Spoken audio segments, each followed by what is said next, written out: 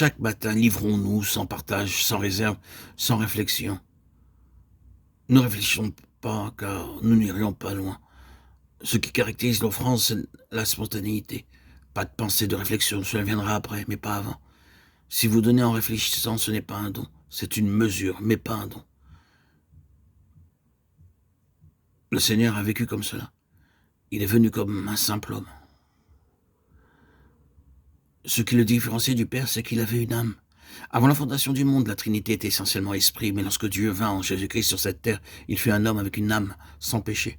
Il pouvait choisir. Il était influençable à tout ce qui l'environnait, que ce soit physique ou mental. Il était homme, mais il était séparé. Son âme aurait pu parfois s'exprimer. Il disait, silence, je fais la volonté de Dieu. Nous ne pouvons pas faire plus que la volonté de Dieu. Quand il nous fait connaître sa volonté et que nous l'accomplissons, nous ne pouvons pas faire plus. Comment vivons-nous ces choses intérieurement? Si nous apprenons à livrer notre âme à la mort, au travers de tous les conflits qui se présenteront, nous vivrons dans la paix intérieurement.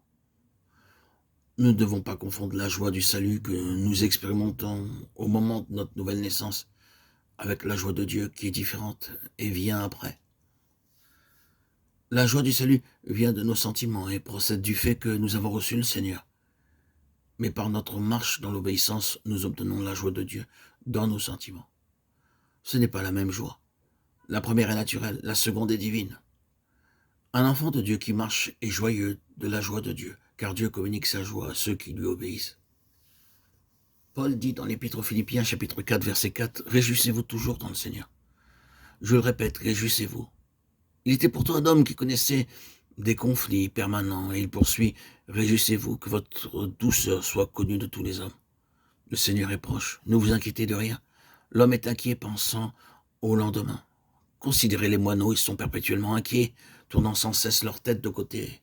Et d'autres? L'homme aussi est sujet d'inquiétude qui vient de son âme. Mais Dieu nous libère de tout cela. Nous devons expérimenter le repos, la tranquillité pour jouir d'une parfaite communion avec lui. Si nous sommes préoccupés, nous ne pourrons pas être en communion. Paul poursuit au verset 7. « Et la paix de Dieu qui surpasse toute intelligence gardera vos cœurs et vos pensées en Jésus-Christ. » Le Seigneur le disait lui-même à propos de la joie. « Je vous donne ma joie. » C'est la joie de Dieu qu'il nous donne quand nous marchons fidèlement avec lui.